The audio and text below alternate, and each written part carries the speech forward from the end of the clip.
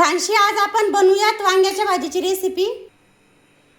एकदम चमचमीत आपण बनवणार आहोत वांग्याची भाजीची रेसिपी। सारखी सारखी मसाल्याची भाजी खाऊन खाऊन कंटाळा आल्यास करूयात काहीतरी वेगळी। अशी छान आपण वांगे घेतलेले आहेत, शेंगदाणे, खोबऱ्याची काप, लसणच्या पाकळ्या, कोथिंबीर, जिरे आणि हिरवी मिरची अशा आपण वांग्याच्या भाजीला लागणारे सर्व साहित्य घेतलेले आहेत। आता आपण अगोदर घेऊयात वाटण तयार करून आणि मग करूयात वांगे कट। सर्व साहित्य आपण मिक्सर मध्ये घेतलेलं आहे टाकून। आता त्याच्यामध्ये टाकूयात मीठ आणि छान घेऊयात फिरून। असं छान आपलं वाटण तयार आहे। आता आपण एका प्लेट मध्ये घेऊयात काढून। छान आता आपण टाकूयात पाण्यामध्ये मीठ।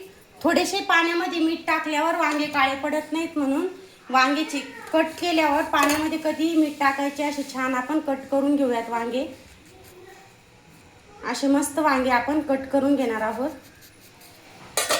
अशा पद्धतीने आपण वांग कट करून घ्यायचं। छान बघायचं आपलं वांग चांगलं आहे का नाही। तर अशाच पद्धतीने आपण सर्व वांगे घेऊयात कट करून। असे छान आपले वांगे झालेले आहेत कट करून। आता आपण वांग्यामध्ये सारण घेऊयात भरून। असं छान मस्त सारण घ्यायचं भरून।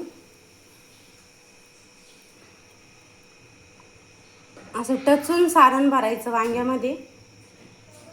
अशाच पद्धतीने आपण सर्व वांग्यामध्ये घेऊयात सारण भरून। असे छान आपले सर्व वांगे झालेले आहेत भरून। आता आपण देऊयात भाजीला फोडणी। तेल छान असं गरम झालेलं आहे। आता टाकूयात मोहरी। मोहरी आपली छान झालेली आहे। आता टाकूयात वांगे। वांगे तेलामध्ये छान घेऊयात वाफून। वांग्यांना छान तेलामध्येच घेऊयात परतून। 2 मिनिट ठेवूयात झाकण। 2 मिनिटानंतर आपण झाकण घेऊयात काढून। अशी छान आपल्या वांग्याला अशी वाफ आलेली आहे। तेलामध्ये छान असं वांग वाफलेलं आहे। आता आपण टाकूयात 1 चमचा लाल चटणी, अर्धा चमचा हळद, थोडंसं टाकूयात पाणी। असं छान आपण भाजीमध्ये घेतलेलं आहे पाणी टाकून। आता मंद आचेवर 5 मिनिट आपण भाजीला होऊ देऊत।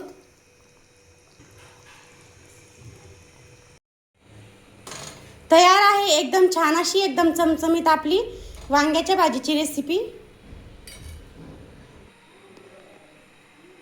अशाच नवनवीन रेसिपीज पाहण्यासाठी पूजा रेसिपीला सबस्क्राइब करा। कमेंटमध्ये नक्की कळवा आपल्या वांग्याच्या भाजीची रेसिपी कशी वाटली सर्वांना। बाय।